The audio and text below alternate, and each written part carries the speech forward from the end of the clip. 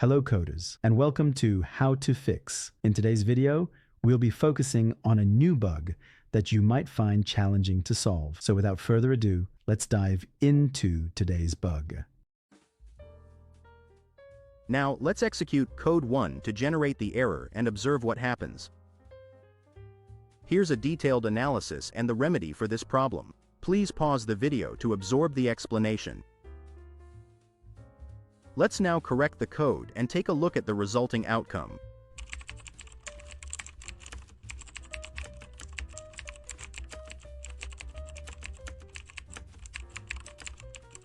And presto, the code works perfectly and our output is just what we anticipated. The bug is no more. That wraps up our video for today. If this video was of help, don't hesitate to hit the like button and subscribe to our channel for more programming fix videos.